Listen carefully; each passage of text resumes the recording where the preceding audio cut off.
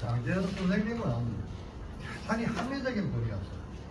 생각이 깊고 뭐 여러 가지 생각을 하셨지만은 다 저하고 정말 내가 이 시기에 내가 할 수 있는 일, 또 가장 필요한 일이 뭔가를 늘 생각하셨어요. 왕선 선생님하고 왕선 허위 선생님하고 두 분이 나이는 9살 차지만 거의 미암이 이제 그런 대로 인도를 했는데 두 분의 생각이 약간 차이가 있습니다. 예를 들면 이제 왕선 선생님의 직접 글은 없고 왕산의 친구들이 이제 왕선 선생님이 이제 강제 귀향을 가고 난 뒤에 어쨌든 이게 강제 귀향 당하기 전입니다. 어떻게 하든지 왕산을 저기서 구해내야 되겠다. 일본 사령부의 군대가 있거든요. 근데 이분을 어쨌든 우리가 얼굴을 봐야 되겠다 싶어가지고 그때부터 천막을 치고 왕산의 친구들이 이제 1905년도 봄에 이제 왕산 구출 작전을 펴죠. 그래서 결국은 이제 그런 외부의 흐름 때문에 결국은 이제 왕산 선생을 무사히 이제 꺼내서 이제 고향으로 돌아가시게끔 했죠. 1905년입니다. 고향에 귀향할 때가 이제 5월 중순쯤 됐는데 그게 이제 경부선이 1905년 1월 1일 날 개통이 됐고 그래서 한 5개월 뒤에 이제 왕산이 기차를 타고 지금 끝에서는 우상역에 내렸습니다. 그 우상 뒤에 우상역에 내리고 거기서부터는 이제 일본인들의 호송을 받으면서 임원도 걸어서 했을 것 같은데 그래서 이제 왕선 선생님 생각은 입헌 군주제예요. 말하자면 임금을 그대로 두고 그 다음에 이제 법을 뭐 영국처럼 해야 된다는 거고 그런 입헌 군주제의 생각을 담은 말하자면 상소문이 상정부서 정부에 드리는 거 이런 형태로 바로 각 공사관에 다 보냅니다. 우리 생각은 이렇다. 선비들을 중심으로 해서 임금님을 모시고 민주도 개혁을 하자. 그런 그 내용의 상소문을 정부하고 각 공사관에 보냈어요. 그런 활동 끝에 이제 이번이 나온 방송국에 무사히 석방이 되었고 근데 이제 장재현 선생님은 한 발 더 나갔어요. 그 말하자면 민주공화제지. 진짜 우리가 지금 보고 있는 헌법입니다. 그런데도 두 분의 생각이 일치하는 점이 있어요. 고종을 중심으로 해야 된다. 고종을 섭하게 하거나 고종을 배척하는 것이 아니다. 이런 생각을 하시는 거예요. 이게 왜 그런가? 두 분 다 오랜 성리학의 전통이 있는 겁니다. 말하자면 조선 성리학의 전통을 보더라도 500년을 그런 생각하고 있어요. 임금을 무시하고 하지 말자. 그런 생각이었죠. 그렇기 때문에 말하자면 시위자 방송되고 있을 때도 임금을 나무라는 것이 아니고 국총이 황교수를 나무라는 쪽으로 상소문의 내용이 가는 그런 대단히 지혜롭고 합리적이었죠. 그러고 이제 장재현 선생님은 대한강복단원이었어요. 박상진이 나오던. 이제 대한강복단원이 이제 구미가 대한강복단원이 노동군하는 데입니다. 여기가. 들어가는 사람마다도 장진홍 선생이 대한강복단원. 그 다음에 김정무기가 대한강복단원. 또 독립운동한 이내성 선생도 대한강복단원. 그 외에도 제가 볼 때는 8명이 더 있습니다. 왜냐하면 이 100년 역사를 그냥 우리가 놓쳐버렸기 때문에 그렇지. 적어도 이런 분들이 대구 경북 대한민국에 말하자면 독립운동을 이끌었던 분들이 이 대한강복단원인데 이 대한강복단원이 이렇게 많은 동네가 없습니다. 그리고 대한강복단원일 것 같은 사람들은 저는 여러 명 보입니다. 실제로 많이 했습니다.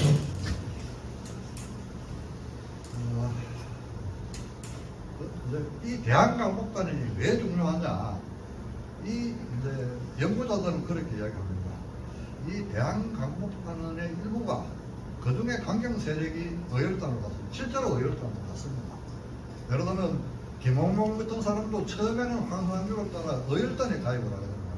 의열단에 가입을 하는데 이제 김홍봉 선생이 볼 때는 대책 없이 강경하게만 하고 실제로는 아무 일도 못하는 것이 대한강복단이다 이렇게 봤기 때문에 별도로 독립해서 나온 게 의열단입니다. 그리고 이 의열단들이 말하자면 국정을 중심으로 또는 만주를 중심으로 전부가 밝혀진 바가 없습니다. 대단히 왕성하게 해방 직전까지 활동을 했는데도 불구하고 실제로는 그저 일부만 드러나 있는 거예요. 사건별로 과연 얼마나 특히 대구 경북이 그 의열단의 동료한 사람이 많았습니다. 월강 김강재 같은 분도 철저하게 그 김홍봉을 존중하는 사람이고, 특히 기억당 사건의 주역이었던 장하명 이런 분들은 김홍봉에 대한 기대가 컸습니다. 왜 크느냐? 김홍봉은 그 영화에도 나오더라고요. 나 밀양 사람 김홍봉이었거든. 밀양이었고 밀양 분들이 말하자면 옛날 선비들 가문으로 보더라도 전부 경북 사람들하고 어느 정도 인연을 맺고 있었고 특히 대구 사람들하고 인연이 많았습니다. 그래서 이 의열단의 지지자들이 여러분 육사 같은 사람이 대표적인 의열단입니다. 그러고 김홍봉이 불렀을 때 1931년도가 직접 가서 군사훈련을 받을 정도로 철저하게 말하자면 무정부 적 입장 또는 당파를 넘어서서 연합해야 된다는 입장이에요. 솔직히 이야기하면 대구 운동을 이끌었던 사람이 두 사람입니다. 한 사람은 뭐 장홍상 선생이었고 한 분은 육사였어요. 두 사람은 늘 생각이 조금 차이가 있어도 늘 소통하면서 애사를 같이 일어나면서 했고 모든 사람이 포기할 것 같은 시기에도 포기하지 않고 끝까지 운동을 해나갔던 대표적인 분인데 그런 정도로 이 대한강복단이라는 것이 대단히 중요한데 여기에 대한 본격적인 연구가 없습니다. 정말 대한강복단이 어떻게 구성되어 누가 중심이었고 어떤 활동을 했고 그것이 해방 직전까지 어떻게 이어져 왔었냐. 해방 이후에도 이 사람들은 안 없어졌습니다. 대한강복단은 해방 이후 초기에 바짝 활동을 하고 자기들 독자적인 흐름을 유지하다가 현실 정치에서는 별로 힘을 발휘하지 못했습니다. 그래서 정말 장태현 선생이 대한강복단의 열심인 성원이었고 말하자면 풍기강복단까지 말하자면 장태현 선생하고 소통을 했어요. 그런데 그 이후에 풍기강복단이 대한강복단으로 완전히 확장하면서부터는 별로 이제 활동이 된 적이 없습니다. 그래서 이제 지금 밝혀진 바는 그러잖아요. 일본인들의 정보 보고서에 의하면 장태현 선생이 말년에 연해도에서 독립운동, 무장운동을 했다 하는 기록이 발견은 되어 있는데 과연 그 시기에 갔겠느냐 그런 부분에 대해서 많은 의문이 있습니다. 그런데 이 정도로 이제 우리 장태현 선생을 제대로 봐야 됩니다. 이분은 대단히 신지가 있고 정말 몸을 담으면 매사에 성실을 다해서 활동했습니다. 그래서 이제 지난번에 이제 제가 얘기를 할 때 말은 민영환을 중심으로 한 개혁당의 비밀 결사가 있었다, 비밀 조직이 있었다라는 글이 이제 제가 오늘 처음으로 준 글입니다. 글인데 대체적으로 한자로 내가 있어서 한자 약간 부분은 좀 그런데 이 민영환 선생이 니콜라이 2세 러시아의 마지막 황제죠. 결국 말하자면 러시아 혁명 1917년 러시아 혁명 때 불타 죽은 사람입니다. 군중에 의해서 불에 태워지고 있죠. 이 니콜라이 2세의 대관식 황제 취임식에 초청을 받아서 가신 거예요. 그러면서 이제 말씀하신 것처럼 간답고 우리가 생각을 해볼게요. 사계를 거쳐서 이래가지고 그때는 아마 수에즈 운하가 안 뚫렸기 때문에 저 남아공으로 돌아가지고 그래 유럽을 거쳐서 이제 가는 거죠. 러시아 수도까지 가는데 이 얼마나 긴 여정이었겠습니까? 비행기도 없는 시대에 배를 타고 가야 됐어요. 그래서 아마 몇 달을 걸려서 아마 러시아 수도에 도착했습니다. 그러면서 각국의 이제 변화되는 모습을 보고 이렇게 그냥 조선이 속수무책으로 있었으면 안 되겠다고 생각하고 개발을 해야 되겠다 이렇게 생각합니다. 그래서 주변에 이제 불러 모은 사람이 여기 여러 명 있습니다. 이준 선생을 최초로 만났고, 그 다음에 이제 이준을 통해서 이상재를 만나고, 그 다음에 이제 장재현, 노백민, 뭐 이런, 여기 이름 한 20명 들어가는데, 전부 독립운동가입니다. 그것도 가장 어려웠던 시기에 가장 치열하게 살았던 사람들이 여기 들어있습니다. 또 하나 있습니다. 이 이준 선생은 학자들은 장재현이 되었다고 해요. 그런데 이제 여기 보다시피 1947년도에 이 책이 출간이 되는 거예요. 근데 이제 젊은 연구자들이 이거 아니다. 장재현이 안 썼다. 장재현의 주가가 떨어지면서 그런 얘기가 나오고, 그 뒤에 이제 말하자면 글이 편지가 하나 있습니다. 그 편지가 장재현 선생님 글씨가 아니다. 이런 얘기. 제가 봐도 아닌 것 같아요. 왜냐하면 장재현 선생님 글씨가 너무 좋았거든요. 예선비들을 우리가 가볍게 생각해서는 안 됩니다. 눈 뜨자마자 말할 수 있을 때부터 글을 익히고 습관적으로 붓을 잡고 글을 쓰는 양반들입니다. 그리고 그 글을 쓰면서 글이야말로 내가 쓰는 이 글씨 이거야말로 너다. 바로 내 자신이다. 이렇게 생각하고 스승들이 그렇게 가르쳤습니다. 글자 하나로 똑바로 써라. 이게 스승님들의 가르침입니다. 그 속에서 자기의 필체가 나옵니다. 그런데 나는 뭐 서예에 대해서 잘 모르지만 서예를 글씨를 보고 사람들이 그렇게 얘기합니다. 이 사람의 글씨체가 이루어졌느냐 아니면 안징역을 제대로 뺏겼었느냐 이거라고 본다는데 위암은 독자적인 자기 수체가 있었어요. 제가 뒤에 이제 만장에 그런 얘기가 나와요. 장재현 선생님 어릴 때부터 얼마나 뛰어난 학자였고 소양을 갖춘 분이었나 하는 것은 그 뒤에 드러나는데, 그래서 이제 여러분들이 이제 인내심을 가지고 이 얘기들을 보고 이제 개혁당의 비밀결사 이준열 서전에 있는 이 내용을 한번 읽어보시면, 저는 이준열 서전을 누가 썼든지 간에 틀림없다 이 사실은. 적어도 대한민국의 현재를 걱정하고 미래를 준비했던 사람들은 뭔가 우리가 모르는 많은 준비를 했는데, 그 중에 민영화를 중심으로 한 이 비밀 결사는 분명히 있었고, 그 비밀 결사에 참여자들은 1920년대 20대 초반까지 대한민국의 독립운동과 개혁운동, 계몽운동을 이끌었던 뛰어난 분들이라고 하는 것을 깊이 생각하고, 또 그런 어른들이 있었기 때문에 오늘날에 우리 대한민국이 유착하는 것을 생각해 주십니다. 5페이지 넘어가겠습니다. 5페이지.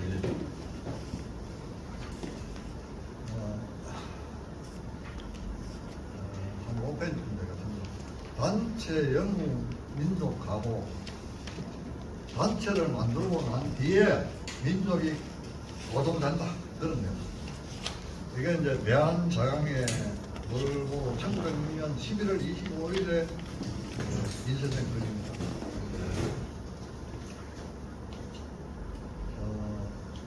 이건 장재현 선생님의 오랜 생각이었어요. 어떤 내용이냐 하면, 우리 이제 조선민족은 단결해야 된다. 단체를 만들어야 된다. 단체를 만들지 못하면 파란, 폴란드, 월남부 지낸다 이런 얘기입니다. 망한다 이런 얘기입니다. 그리고 이 분열의 원인이 무엇이냐? 이 분열의 원인에 대해서는 이제 오랜 이 선비 사회의 분열, 당쟁이었다 이렇게 봅니다. 그리고 이제 7페이지에 700도 좀 넘어가면 일본인에 대해서도 장재현 선생님은 변적 안 했습니다. 왜냐하면 전년 무건이라는 이름이 나옵니다. 가부치 도모이코라는 말인데 일본 지리학자의 말을 인용합니다. 이게 왜 그러냐? 장전 선생님 역사에 대한 관심이 많았어요. 그래서 적어도 자기가 개발을 선언하고 읽은 역사책이 제일 먼저 읽은 게 중국사하고 말하자면 조선 역사는 뭐 머릿속에 꿰차고 있는 분이었고 그 다음에 일본사였습니다.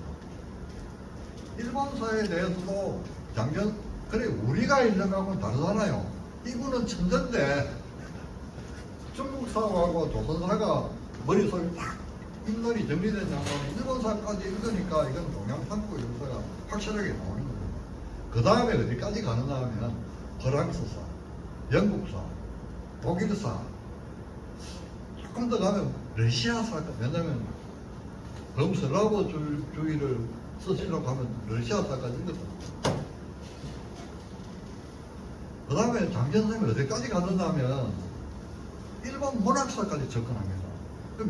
대한맵시보에 일본인 시인들 적어도 말하자면 17세기, 18세기부터 20세기 자기가 접할 수 있는 시인들에 대한 글을 쭉 정리를 합니다. 그래서 장전 선생님의 관심이 어디까지 갔느냐. 정말로 그냥 단순히 뭐 한중일이 이제 좀 뭐 힘을 합쳐서 가보자 이런 생각으로 동양평화론을 주장하신 게 아닙니다. 그래서 조금 더 이야기를 전개하면 장전 선생님이 이제 죽기 자리에 민전하고 박은식 선생 2대 임시정부 대통령인 박은식 선생이 죽기를 맡았는데 그때 이제 방송신문에 연재되는 게 그겁니다. 명치유신에 대한 굉장히 오래 했어요.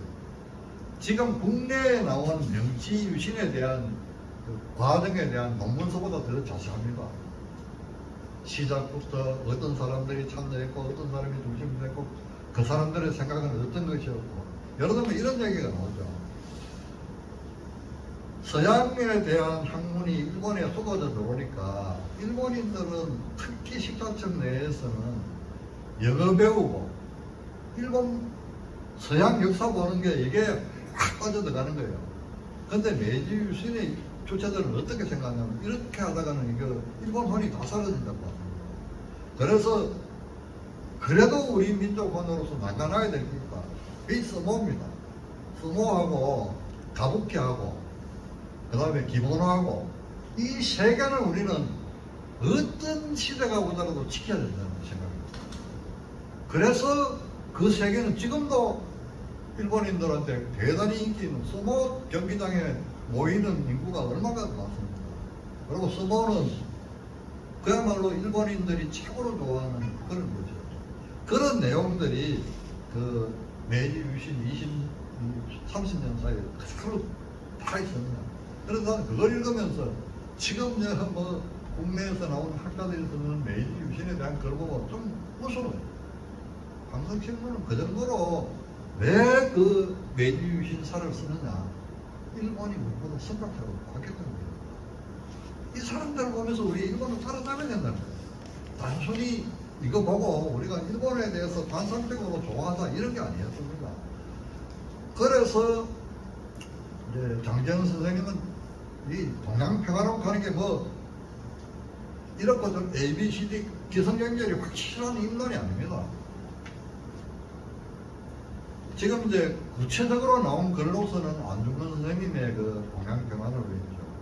근데 이게 안중근의 동양평화론이 사실은 이러하게 방송신문 같은 데서 과감하게 논의되던 그러고 이제 그 의식 있는 그 신진 청년들이 또는 선비들이 모여서 토론할 때 나온 인론을 정리한 내용입니다. 그것도 안중근식으로 정리했습니다. 그래서 비교적 동양평화론의 내용을 이해할 수 있는 게 그 내용입니다. 그래서 이제 동양평화론 자체도 조금 더 우리가 연구가 진행된다 그러면 상당한 글들이 나와야지 동양평화론의 실체가 나올 수 있다고. 그래서 이런 생각을 하고 있는 분이었습니다. 그 다음에 그 다음 페이지 넘어가 보겠습니다. 한 10페이지 되겠네요. 이제 어느 단체에서 장재현 선생님 친일 원고로 내놓는 거예요. 1912년 12월 26일 날 매일신고에 실린 거예요. 단체성이 건결고 단체성이 문제가 있다 이런 얘기죠. 시작이 이제 그렇게 나오죠. 상문 일찍이 듣기를 이등방문 공이 말하기를 한국 사람은 단체성이 없느니라 이렇게 되는 겁니다. 자, 저는 이렇게 생각합니다.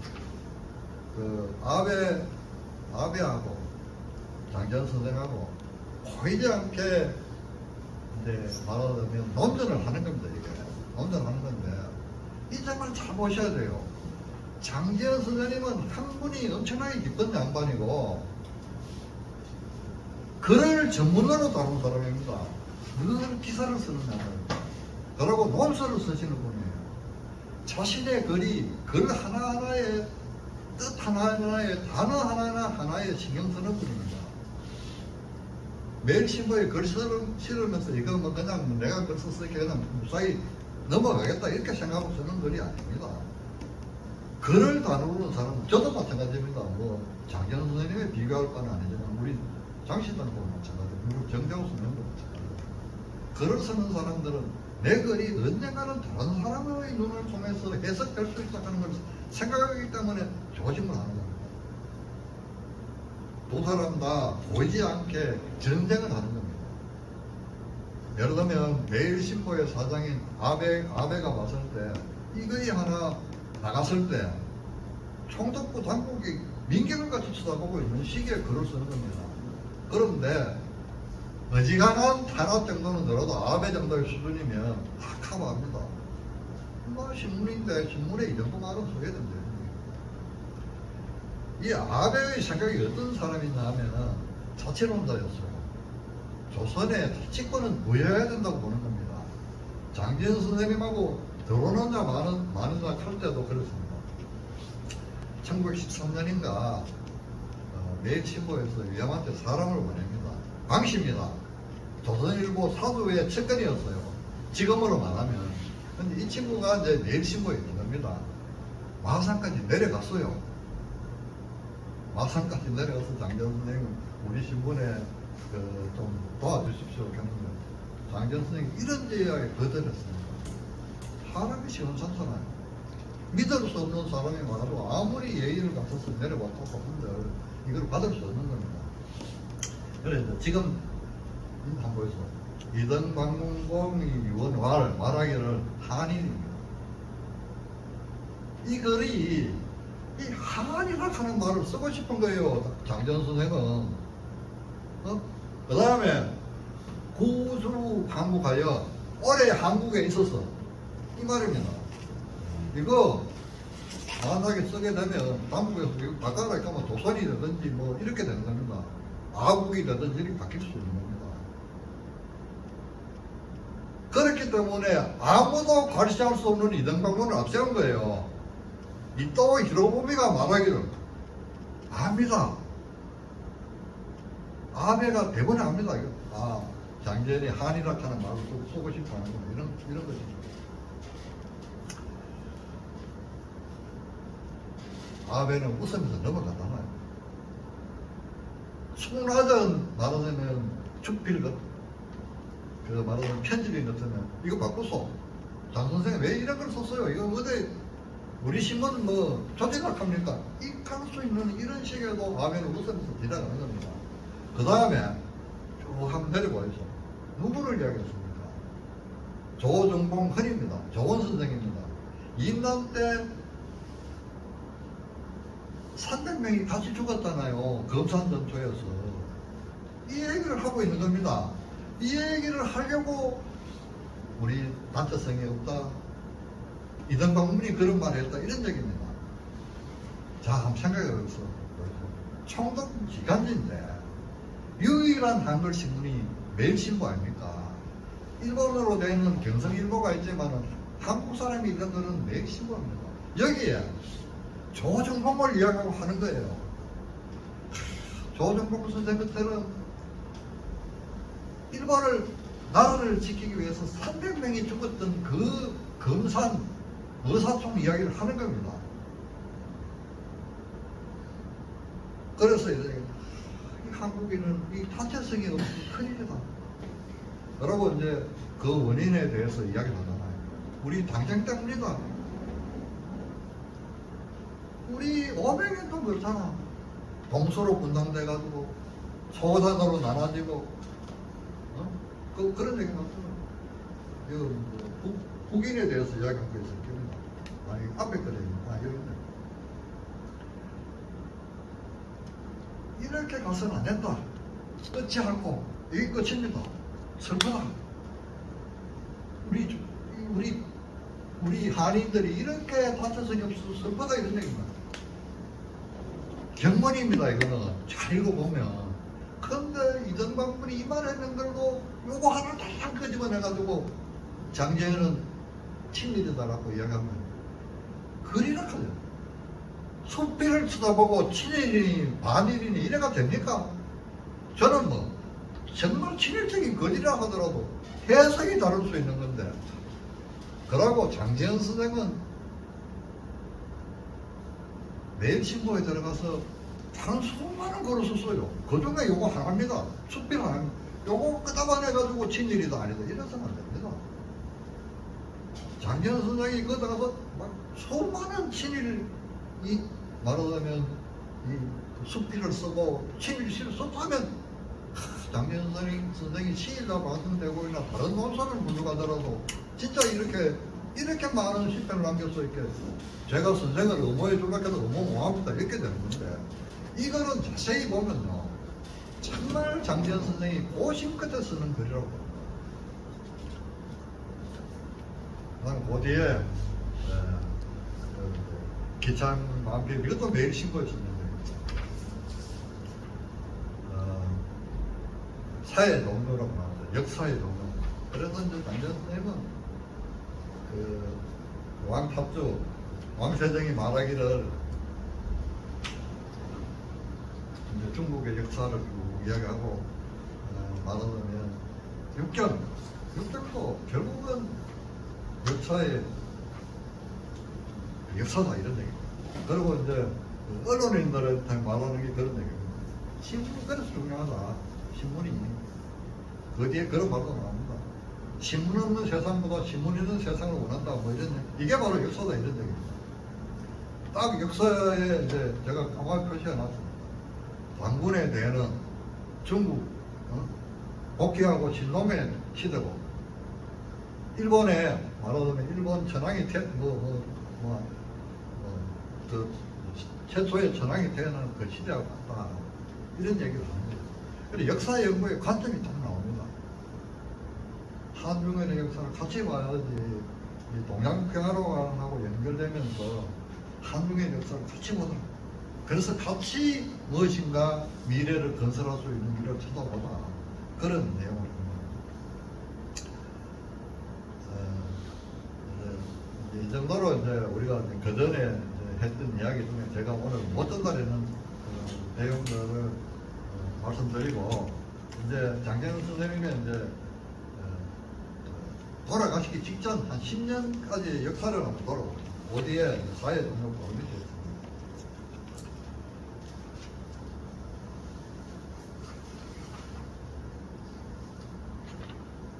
기윤년, 그러니까 1989년, 1908년이나 좀 되겠네요. 9년입니다. 이 해에 이제 그 다음 페이지 넘어가봅시다. 많은 이야기는 못하겠고, 소체 재배전서, 그 다음 페이지 넘어가면 소체 재배전서 급 하원지. 장제현 선생님 뜻이 어디 있는 걸 생각해 봅니다. 소체 재배 전서만 쓰는 걸 알았더니 하원지까지 썼어요. 꼭 갖고는 글까지 썼습니다. 그 다음에 이제 이 1909년이네요. 그 다음에 이제 말하자면 이제 경남일보를 발간하러 이제 가는 겁니다. 이제 9월 달에 발남에 남쪽으로 가셨다. 육로로 기차를 타고 걸어서 걷거나 뭐 이런 형태로 해서 진주에 도착했고, 어디에 갔습니까? 촉선로에서 대한협회 연설회를 했어요. 장재현 선생님의 행보가 이런 겁니다. 뭐 하나 할 때도 간단하게 그냥 내가 신문 하나 내려가는 것이 아니고. 그래서 여기 이제 세 사람이 평생 동생입니다. 여기 뭐 손재현하고, 고월원, 손재현하고, 김홍조, 김영진. 평생 위암을 도왔던 사람이에요. 그래, 이제 이거는요, 대한연대 역사에도 없어요. 이 연가 소리가 있습니다. 적어도 이 촉선로에서 대한협회 연설을 했을 때는 이게 대단한 연설을 했을 것인데, 이쯤 되면 대한협회 월고나 이런 데 실려야 되는 게 없습니다. 그래서 나는 어떻게 하는지 그런 기사를 찾아보려고 이제 찾아봤는데 잘 안 보여요. 그 다음에 경술전으로 봅시다. 이때 아마 우리가 얘기했던 오태동의 유원 선생이 돌아가셨어요. 그래서 이제 2월 달에 인동에 와서 유원공 영전에 이제 말하는 문상을 하고, 그 다음에 중요한 얘기. 예설의 묘비문을 씁니다. 영국인이잖아요. 그리고 대한매일신보 사장이었습니다. 물론 동료 언론일을 한 그런 것도 있었지만, 위암이 있어야 된다 하는 중론도 있었어요. 동양인만 사랑한 게 아닙니다. 위암 선생은 전 세계 사람들을 훑는 품을 가졌습니다. 그래서 이제 이 배설의 이제 묘비문을 위암 선생이 씁니다. 그 다음에 한번 봅시다. 8월 달에 합방 소식이 전해집니다. 합방 소식이 전해지고 공공 무기를 합니다. 며칠간 울었다는 얘기입니다. 분명히 일본 경찰이 와서 계속 그런다. 매천 선생 전명시 치를 때 씻지 마라 했을 거예요. 거절한 겁니다. 거절하니까 말하자면 경남 경찰국에서는 선생의 뜻을 막을 수가 없는 거예요. 그래서 신문에 실렸습니다. 10월 달에 경부전 서울에서 전화 오는 거예요. 서울에서 신문 압수해라. 이렇게 중앙정부의 방침이 떨어지는 겁니다. 떨어졌기 때문에 일부 압수 전관 이렇게 가는 거예요. 몇천년 한건에 전명시가 그냥 실린 게 아닙니다.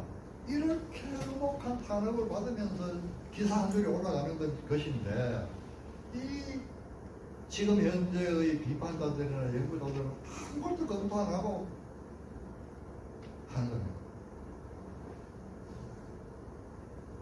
그 다음에 이제 아까 얘기했던 우리 이제 권도용을 이야기해봤고, 7월 달에 권도용이 오잖아요.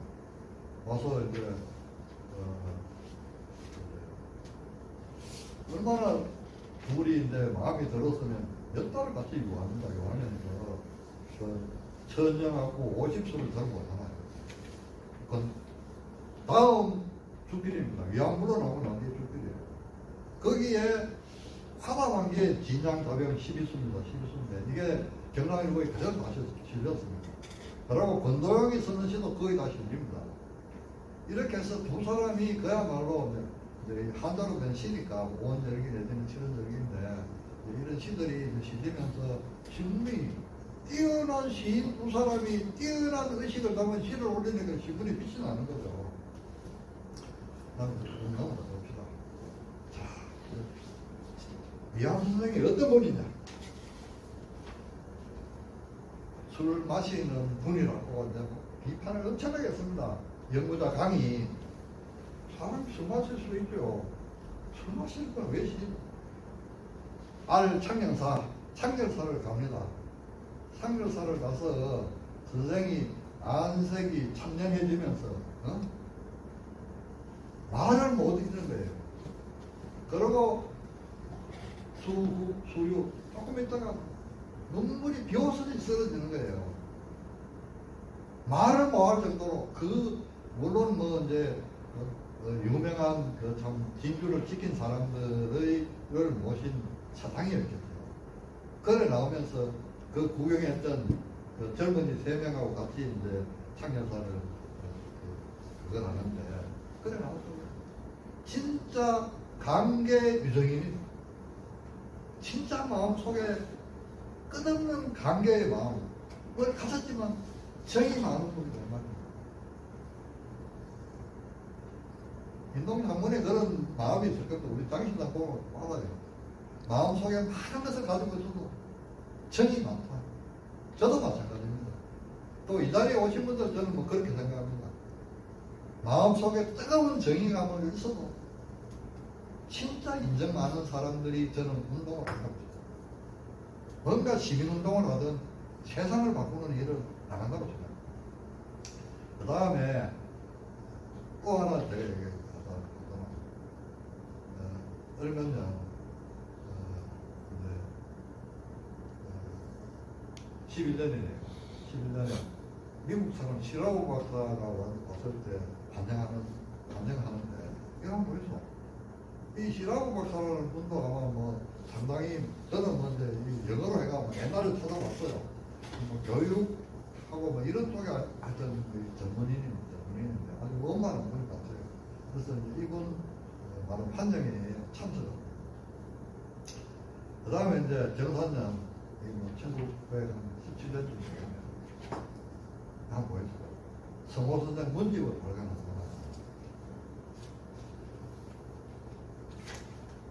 여기 이제 이 여왕에 벽언하는 분이 누구냐 하면, 아까 얘기했던 밀양분입니다. 밀양에 있는 성원 선생 직계고, 뭐, 손수로 따지면 좀 멉니다. 멀지만은, 기호자 이행의 부고, 회자 이연들 거라는 건 다른 겁니다. 그 다음에, 어디를 갑니까? 정함의 묘를 갑니다. 조광조의 묘지요. 돌아가시기 몇 년 전입니다.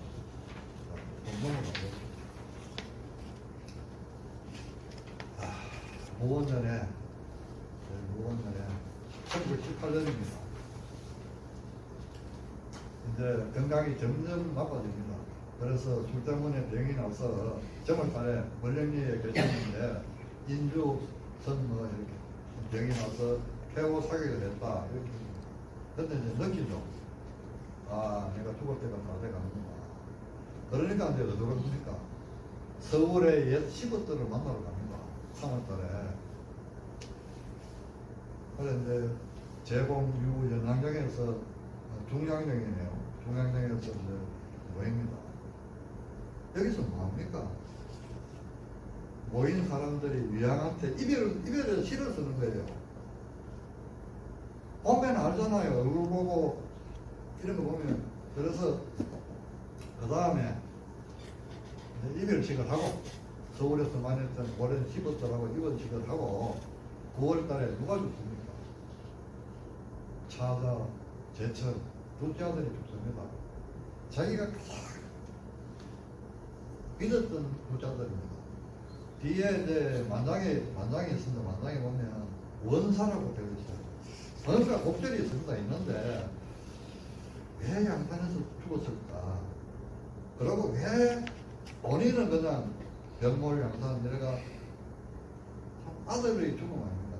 이게 자기가 치상예들을 다 적어서 장자보고 네가 알아서 해라 이렇게 해가지고 장자가 수술해요. 그 다음에 김인년 봅시다. 저는 조금 더 연구해 봐야 된다고 보는데요. 4월달에 양산에서 놀았다 이렇게 되겠습니다. 양산이 어딥니까? 황복사. 자기 아들이 죽었던 양산인데 이분이 왜 4월달에 양산 갔겠어요? 저는 상해에서 소식이 왔다고 봅니다. 그래서 뭔가 준비하기 위해서 양산에 가신 거예요. 그런데 양산 가서 놀았다 요거 보고 또 비판합니다. 통도사의 큰 스님이 누굽니까? 뭐 그때 광장이나 이런 분은 아닐 것이요. 견봉이었습니다. 견봉이 양산에 있었어요. 그리고 셋째 아들 장재륜이 양산 독립운동을 배후 조종하고 1년 6개월 감옥 사는 거 아닙니까? 그리고 상해에 500원 보냅니다. 그리고 양산 선도에서 별도로 또 3,000원을 보냅니다. 3,000원 제가 얘기했잖아요. 현재 돈으로 3억이요. 500원 거의 1,000만 원에 값습니다. 지금도 이야기합니다. 불교신문에 독립운동 이야기가 나오고 우리 양산선도소 1919년 3,000원 상해 정부에 보냈고 대체를 통해서 500원 보냈다. 재륜을 통해서 500원 보냈다. 그러고 나서 이제 이따만 해도 술을 다 썼어요. 약간씩. 그런데 이제 20년 들어오면서부터 이제 완전히 단주를 하시거든요. 그리고 오전에 사돈인 유건이 죽습니다. 이렇게 말하자면 자기 주변 사람들이 하나씩 죽고 병들고 이런 모습을 보는 겁니다. 그런 중에 이제 병이 드디어 악화돼가지고 감식 단주로 되었잖아요. 먹는 것을 줄이고 술을 완전히 끊었다는 얘기입니다. 요 19년부터 20년 이야기를 이제 강이라는 연구자가 비판하는데요. 저는 정말 그런 선생의 전 생애를 돌아보고 그 전에 정함의 묘소에 참배할 정도의 내가 절대 잊지 말아야 된다. 우리 이 조선 사람이 살아가는 일 그러면서 딱 이야기하잖아요. 책을 다 정리합니다. 그 다음에 그동안에 쓰는 것도 다 정리합니다. 뭐라고 이야기합니까? 부유배 때문에 부유배. 그냥 시세계에 따라가고 고가가세를 하고 가볍게 판단하는 이런 사람들 때문에 내가 정리를 해야 돼요. 심한 사람이 다 말이잖아요. 처자가 다 말이죠. 제발 누가 요양이라도 좀 아니다. 이거 해야 된다. 이렇게 해서 하는 거는 제가 말했잖아요. 위암 선생은 평생 글과 말로 사신 분입니다. 이분이 글 하나 쓸 때 조심성 없이 그냥 푹푹 쓰제끼는 양반이 아닙니다. 정말 위암 선생의 글은 선세히 살피고 점을 봐야 됩니다. 이제 제가 누누이 이야기했습니다.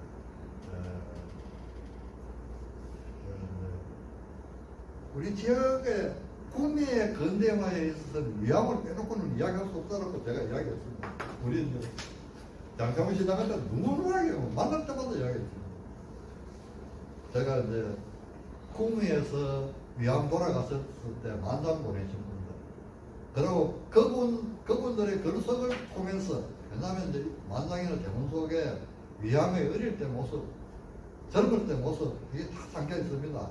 그래서 제가 그래도 100% 이해하면 참 좋겠는데 100%까지는 이야기하면 한자로 되어 있기 때문에 한 8화를 이야기하기 때문에 제가 이제 구미에서 만장 보내신 분들에 대해서 간략하게 소개를 좀 하면서 하겠습니다. 자, 첫 번째 만장입니다. 만장인데 제일 먼저 보낸 분이 이제 이당화라는 거예요. 구미 사람이에요. 이분이 이제 아마 그 당시 영남 유림 쪽에서는 가장 좀 영향 지위가 그랬을 겁니다. 유림 사회에서 상당히 지위가 있는 분이고 백진희 씨입니다. 백진희 씨도 백진희 씨 이탕조 민선의 아들이 3명인데 둘째 군수공 구미에 지금 거의 세력이 비슷합니다. 첫째, 둘째, 셋째가 있는데 세력이 비슷합니다. 그분이 이제 제일 높았어요. 그러고 이제 군수 이상일입니다. 이상일은 말하자면 우암보다도 나이가 몇 살 많아요. 그리고 관찰서까지 했습니다. 관찰도.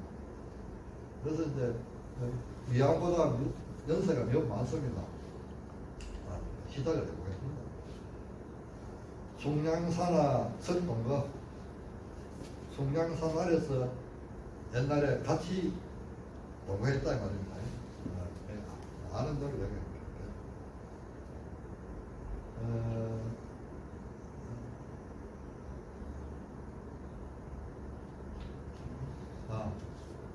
우락, 우향, 현시, 후. 뭐냐면 낙은 서울입니다. 서울에서나 이 지방에서 참 화살 활시위처럼 우리 가까운 사이였다 이런 얘기. 그래서 이제 이야기하는 겁니다. 내가 늙어 부르니까 군도 나이가 드네. 그러면서 소식이 좀 졌다. 그런데 오늘 보니까 이렇게 거대가 내보다 나이가 한 10살 정도 어린 거대가 죽었다는 소식이 들리니 내가 이렇게 만장을 보낸다 얘기. 두 번째, 장영팔입니다. 위안보다는 좀 나이가 어리고 요거는 제가 좀 운동장치 조건이 좀 밝으면 이거 상당한 학장이 될 건데 이제 중립합니다. 중립한데 아주 만장을 보냅니다. 그러면서 하나 이야기를 하잖아요. 숭양처사 맨 마지막 둘째 줄에 숭양처사 서금년 숭양처사께서 원래 돌아가셨네요. 네, 그러면서 뭐라고 얘기합니까? 최한 평생 불상교. 내가 최고로 참 한다는 것이 평생 몸만 하고 온 거다. 이런 얘기입니다. 그래서 이제 저도 언젠가는 좀 참 중립하고 만나면 이분이 어떤 분이고 조금 뛰어난 분입니다. 여도 만성 선생 문집에도 여기 제목 보내겠습니다. 그 다음에 이제 정말 위안을 사랑했던 할아버지 걸 교원에 이제 글을 한 읽어보겠습니다. 나이가 20살 정도 차이가 나십니다. 장진수 선배의 직 선배였는데, 본가 나는 군여아위 족조손, 집안으로 봐서는 할아버지 손자 사이인데, 동초 어린아이 시절부터 오선인 우리 아버지 밑에서 글을 배웠다. 재해가 뛰어났다. 한 번 딱 보면 뜻을 깨달았다. 이런 이야기입니다. 그 다음에 이제 공부하는 내용이 나오잖아요. 뭐가 나오냐?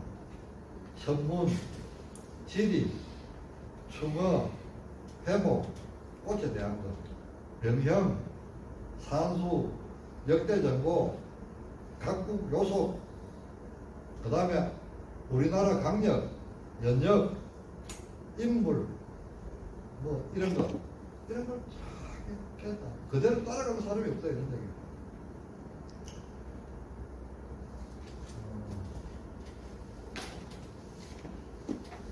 술이야기로 오면 술이야기를 취하고 그래서 이제 쭉 이제 밑에 쓰는 게 나옵니다.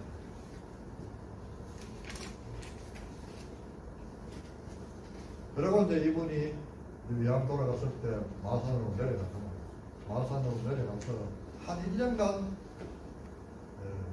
1년간은 아니고 적어도 한 달 이상 그 지역의 위암의 선배들 만나서 전문계를 만들고 또 꿈을 다시 고치는데 그런 거죠. 그 다음에 이제 쭉 하고 그 다음에 이제 헌호 하는 분이 이제 만든 거. 헌호는 성산 효점입니다. 왕산 선생 형이고 바로 위에 형 셋째 형입니다. 셋째 형인데 이때 이제 만주에 계셨는데 어쨌든 마성으로 만반을 했습니다. 거기에 이제 이름이 빠지는 그 새까맣게 내가 있더라. 요분이 이제 허헌이라고 해요. 광산의 대단고 위암보다는 한 나이가 몇 살 더 많았어요. 더 많았고 위암 아버지 때부터 교본이 있어가지고 위암을 적극적으로 도왔던 집안이고 이제 이분의 정손자가 구미시 부의장을 지냈던 소호라는 분입니다.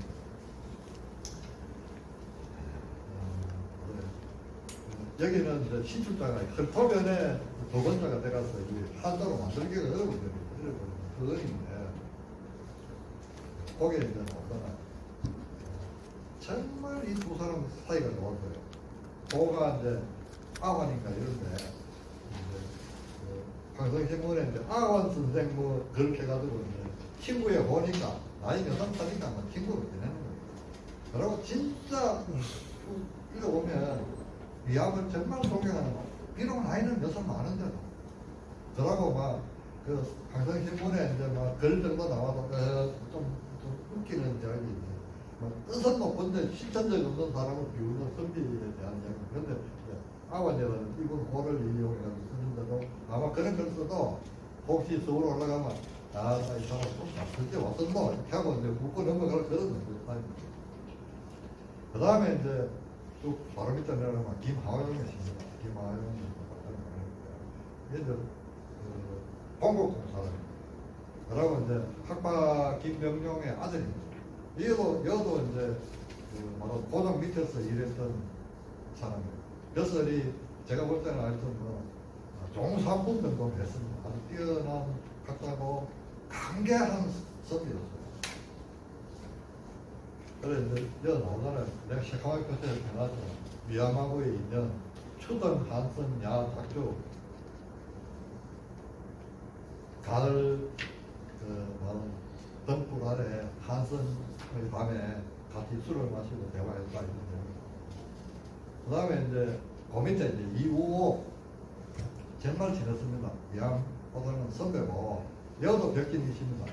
여기는 이제 첫째 아들 한강공사 부입니다. 근데 사돈이죠. 말하자면 천암인데 직천암은 아닌 것 같고 한 4천 정도의 천암입니다. 여기서 내가 이제 상마를 전한다. 종상마. 이게 뭡니까? 농사 지었다는 얘기 아닙니까? 여기 이제 오산, 수산하. 누가 알겠는가? 부지곡. 부지곡이 상모입니다, 상모. 부지곡이. 그래서 이제 우리는 이제 보통 이제 구미에서는 이제 모래식 하거든요, 상모를. 모래식 하는데 제가 볼 때는 진짜 모래식입니다. 사곡이다. 사곡도 진짜 모래집입니다. 그래서 상모 사곡동이 본래는 모래실이에요. 제가 볼 때는 우리 의학적 공부해보는 사람은 아니에요. 모래실입니다. 모래실인데 이게 이제 또 일설은 모르겠다 하고 같은 말로 와서 이제 부지락하는 겁니다. 선비들은 이제 그렇게 재생하는 거죠. 예. 여기 부지곡이다. 모르겠다 말이다. 그 다음에 이제 그 만대에 지금 박 대통령 기념관 있는 그쪽으로 우리는 이제 망태골이라고 하고. 근데 선비들은 그 망태골이라고 안 하고 은결하게 했습니다. 구름 문자가 써서 구름 계곡이라 이런 뜻이죠. 실제로 그렇습니다. 이렇게 가보면 망태골로 들어가는 것 같습니다. 그런데 저는 뭐 민간에서 부르는 망태골이 더 정겨운 데는 거예요. 근데 이분은 이제 같이 이제 뭐 몇 년 차이 안 나는 동문소화되는 사이이기도 하고, 그 다음에 이제 부곽종산마 들판에 뽕나무하고 참배를 심었던 거예요. 근데 제가 볼 때는 이게 상막하는 게 이제 보통 농사했다 이런 뜻입니다. 그렇게. 그 다음에 계단에 뭐 심었을 되겠습니까? 남국 심었다. 위암 선생님 집에 들어가면 느껴졌잖아요. 이래서 이제 이 남밑으로는 난초와 국화를 심고, 그 다음에 조그만한 있는 땅대기에는 뭐 채소도 심고 뭐도 좀 꽂고, 그 다음에 저는 실제로 뽕나무하고 상패도 심었다고 봅니다. 이게 이 농사 말하자면 논농사 동네에다가 뽕나무하고 상패 심는다 그러면 이건 전부 농사꾼 다운 농사인 거예요.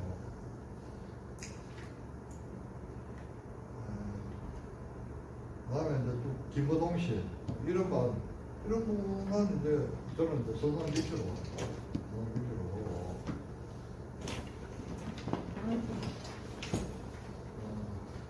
그 다음에 이제 장홍 씨 속보에 보니까 이제 이분도 제법 벼슬을 했는거든요. 그 뒤에 송원복 이건 이제 국산꾼입니다.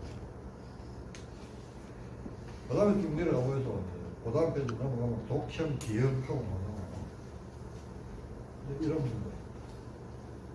여기도 이제 술 이야기 나옵니다. 그 다음에 이제 낙약 이런 거는 이제 방송신문을 보고 있었죠.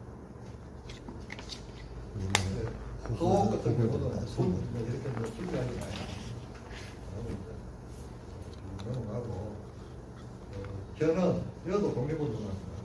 일치마다 한 번 취하면 그 다음 되는 거고 저는 하고 만다는 거고 일치마다 한 번 취하면 참 도도한 말씀을 하셨다 이렇게 해석이 앞서고 우리 이렇게 그 다음에 황원이 나와요. 매천 황원의 동생입니다. 조금 더 지나가고 있습니다. 김영동, 김희동, 이게 이제 향곡동에 있는 선상진입니다. 특히 김희동은 누구냐? 우리 당시장 아실 거예요. 김여동 선생님 전도부입니다. 직전도부입니다. 이제 왜 그러냐 한번 보이소. 요것도 나이가 한 서너 살 많습니다. 많은데 석 동상일 지난달에 한 마을에 살 때 지공시라사 내 그대를 알았는데 내 선생이었다 이런 얘기를 하잖아요. 정말 많은 지역분들하고 이런 얘기를 좀 해보고 싶은 거예요. 위암이 직접 만나는 사람이 얼마나 해요. 근데 제가 서간집에 있는 거 보면요, 적어도 서간집 주고받는 사람 200명이 넘습니다. 지역 사람, 특히 이제 농장신들이 많아요. 그 다음에 고민참 들어가고 있어. 장태원, 이거 전부 다 인농장신입니다. 족보에 가면 생물들까지 다 나옵니다. 일찍이 개화한 장관들입니다. 그 다음에 족도행원, 이게 이제 김교원, 장교원, 아까 얘기했던 그 해산 장교원의 동생입니다. 이 사람 일찍이 개화해버렸어요.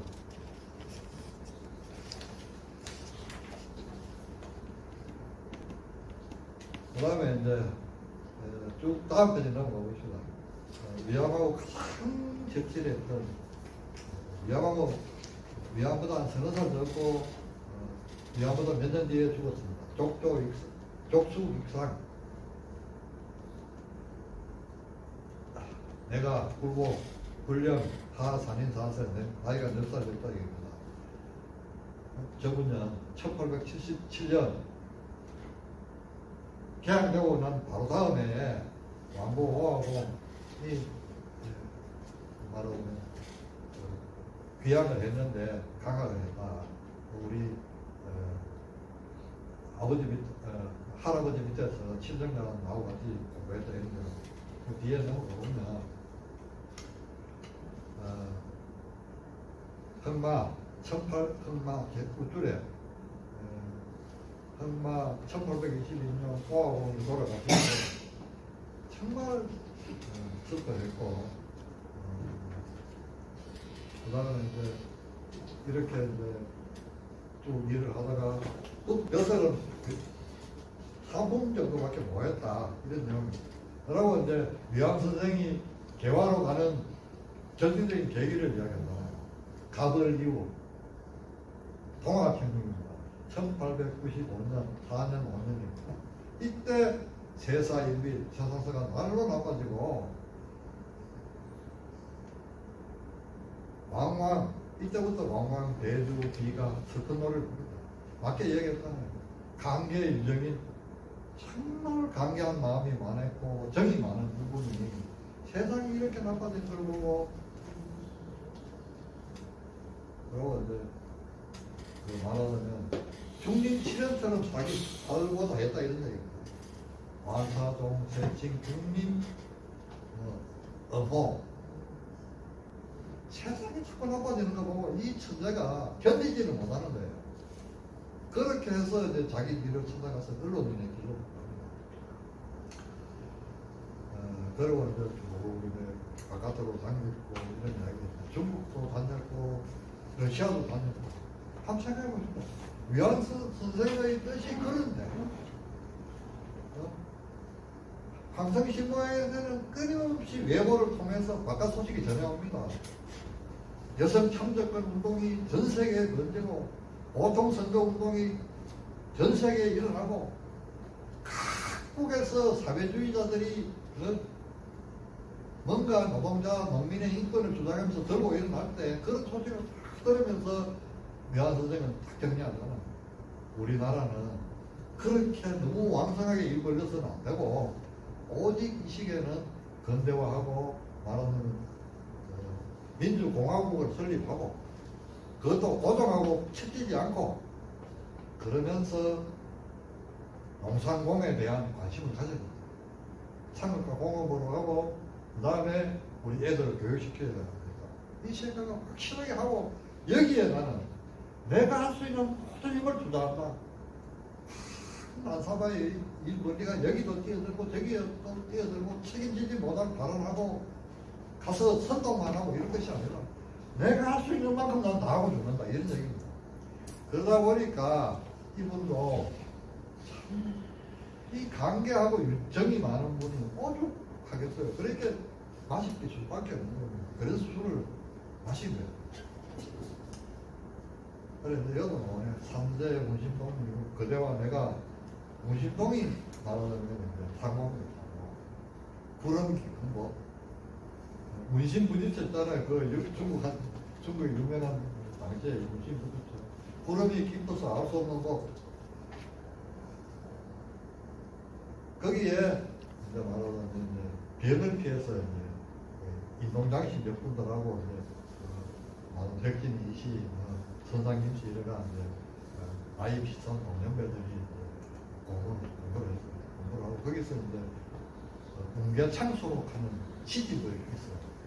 있는데 지금 문집을 찾아보니까 웅계창수록 선은 있는데 시 내용이 없어.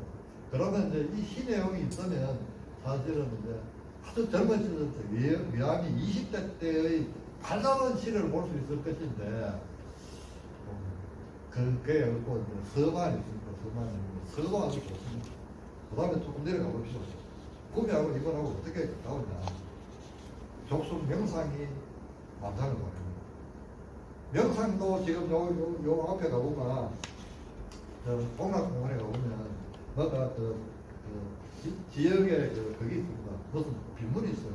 인동장씨 문중에서 세운 것 같은데 이분이 학교 열고 뭐 그런 활동을 많이 하신 거예요. 그런 확장입니다.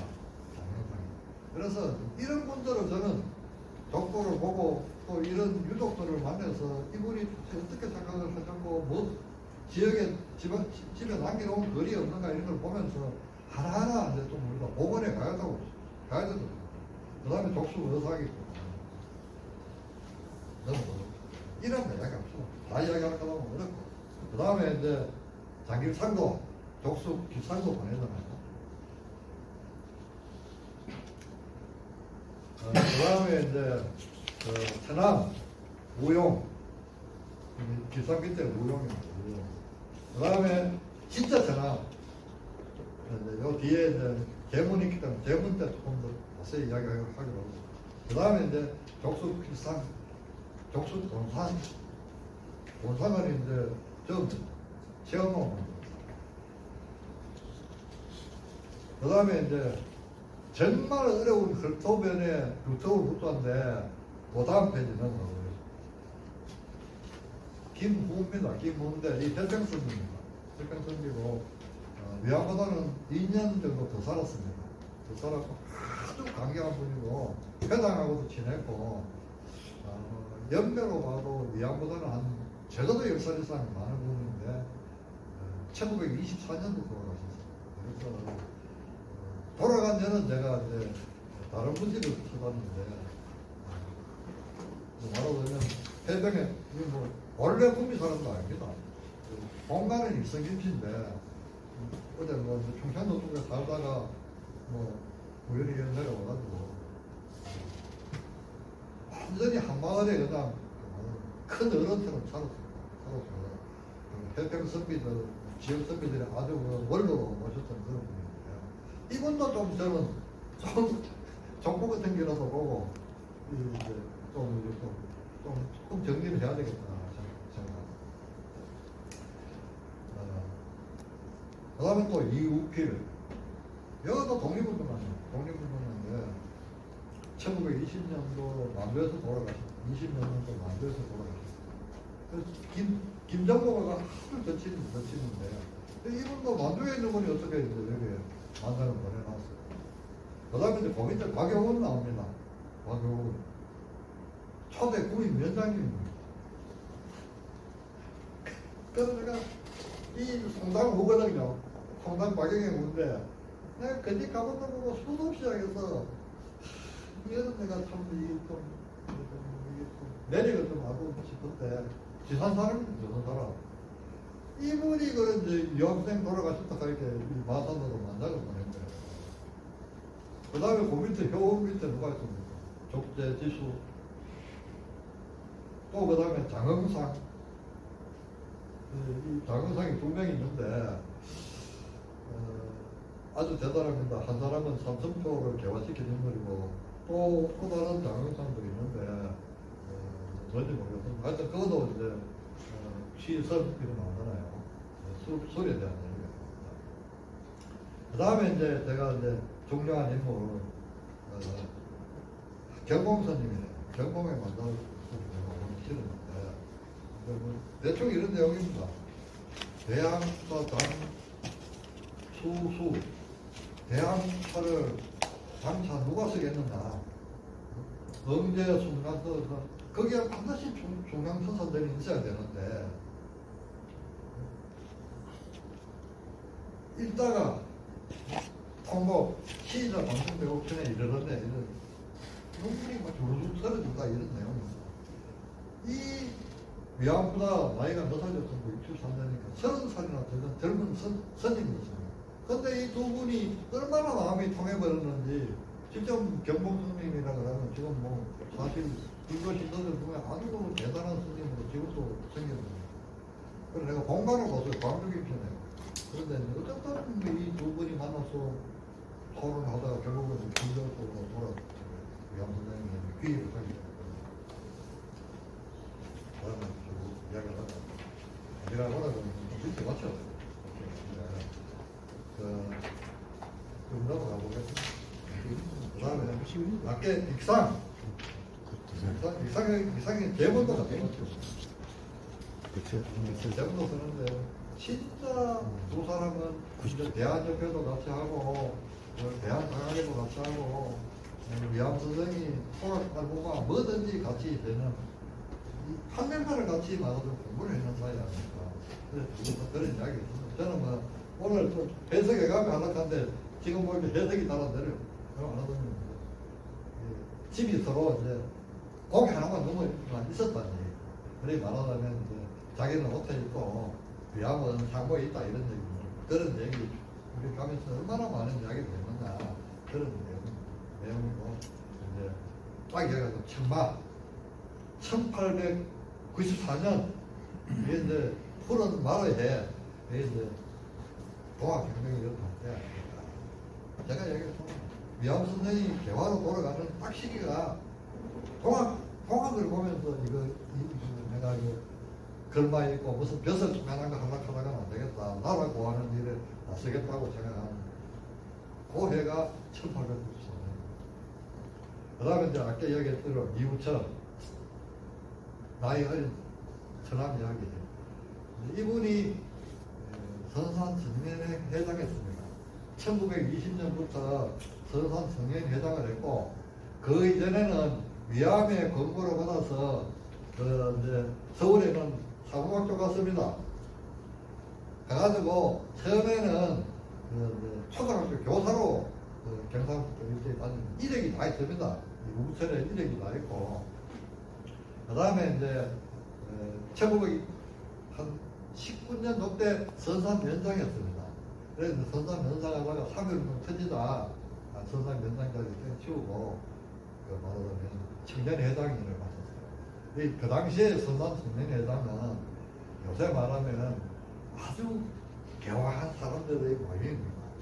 그런데 이 선산 청년회장 밑에 가입했는 사람들이 누구냐면 박상희, 최관원 이런 사람들이 이제 선배들 좀 시원찮다 일하는 거 보니까 이래가 이제 튀어나오는 게 선산 청년혁명으로 발전해 갔는데 근데 이제 이 우철이 1925년에 말하자면 동아일보 기자하고 환담한 게 있습니다. 왜 그러면 동아일보가 그 당시에 지역하고 좀 가까워지기 위해서 각 지역 순회를 했어요. 그래서 선산문을 방문한 겁니다. 방문하면서 이제 우서를 받는 거예요. 근데 이때 우서를 방문하면 야한다고 교회에서 지금 봐서 내가 봐서는 선산은 노산교회도 되겠는데 그 교회 빌려가지고 하는데 이제 만나서 이야기를 하죠. 기자가 무슨 그래서 그러니까 어렵습니다. 재정이 어렵습니다. 재정이 어렵고 그렇지만 내가 어떻게 하든지 이 학교 운영해 나가겠습니다. 이런 얘기를 해요. 그런데 이분도 저는 구미 역사에서는 분명히 좀 집안하고만 협조가 되고 지금 내가 밝히는 내용만 좀 정리하자고 간단한 어떤 뭐 A4 용지 한 10장 정도는 요약할 수 있는 정도의 기록이 나오고 또 선산 청년회와 선산 청년 동맹이 분화되는 과정까지 연결되면 상당한 이야기가 나올 수 있습니다. 그런데 그 이야기 나오잖아요. 만전에는 만도, 해우, 마산으로 내려갔다. 연주, 깊이 술을 마시고 시를 너무 좋아했다. 그리고 참 애절한 말하자면 강경의 마음을 드러냈다. 그게 위암의 공부합니다.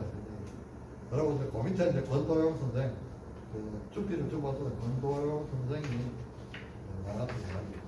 그 다음에 쭉 넘어가고 있습니다. 그럼 술 이야기고. 그리고 이제 또 하나, 족수기상. 이분은 꼭 얘기해야 되겠어요. 누구냐, 장익상의 셋째 아들입니다. 이 양반이 일찍이 말하자면 법학을 전공했어요. 전공해가지고 위암이 돌아갔었을 때 이미 이제 마산 근처에서 한산의 집 검사를 했습니다. 그래서 이제 하잖아요. 위암이 돌아갔었을 때 내가 문상을 못했는데 내가 늦었지만 가보이게 아직은 이제 그때는 뭐 3년상이니까 와서 내가 오늘에야 1년 뒤에 내가 여기에 왔으니까 여기에 이제 구입을 해왔으니까 내가 와서 드린다. 그리고 이제 선치 중앙으로 살았다 이런 얘기고 해방 이후에 대구 고등법원장이었습니다. 이걸 한번 보시라니. 위암을 만난 집은 무조건 눈 빨리 떠버렸습니다. 그래가지고 대구 경북 근현대 사이에 아주 깊은 숙제가 남겼어요. 그래서 제가 이야기합니다. 구미의 근현대사 이야기 할 때 위암을 빼놓고 이야기하면 안 된다 이래. 그 다음에 이제 조선가 이야기합니다. 연조선가. 그 밑에 족질 3명이 있었는 게 이제 여기 이제 연선생 조선가입니다. 아버지가 지영이고. 장지영 나이를 봤어요. 이번에 이거 정리하다 보니까 1863년생입니다. 위암하고도 한 살을 만나요. 그래가지고 이제 두 사람이 같은 시기에 서울에서 만난 거예요. 그래서 이제 오성군, 경저 두 분이 놀 때 난 두 사람이 만났다 이런 얘기입니다. 그게 그런 내용인데 나는 이제 3명은 나이가 어려서 모르지만은 정말 우리 어른하고 위암 선생하고 이렇게 절친한 관계를 유지하고 그러고 이제 이야기하자면 우리 집안하고 위암 집안하고는 3대 뭐 인연이다 하는 얘기를 하잖아요. 3세 후익 하잖아요. 그러면 지금은 이 참 뭐 인동 당시끼리의 어떤 이런 어떤 인연들을 뭐 그렇게 뭐 깊이 생각 안 하지만 그때에 적어도 주성가에서 우리는 또 그 물로 따지면 고종 때까지는 쭉 1대에서 7대까지는 주성가에 있었잖아요. 그러다가 이제 넷째 아들 되면서 이제 갈라져 나갔지만은 늘 걱정했다 이런 얘기입니다. 이 사람들이 바깥으로 들어올 때 위안가가 바깥으로 들어올 때 주성가에서도 뭔가 마음 써야 했고 뭔가 마음을 주고 싶어 했고 그러고 만나자마자 친해져 가지고 서울에서 같이 보내고 이런 얘기들을 쓰는 겁니다. 그래서 정말 제가 연 주성가부터 실제로 위암 선생하고 막 우리 교류하면서 실제로 몸으로 부딪혀가면서 그렇게 기억을 살았잖아요. 그 다음에 제가 이제 아까 얘기했다는 초대 국민문화장에 대구까지 보냈습니다.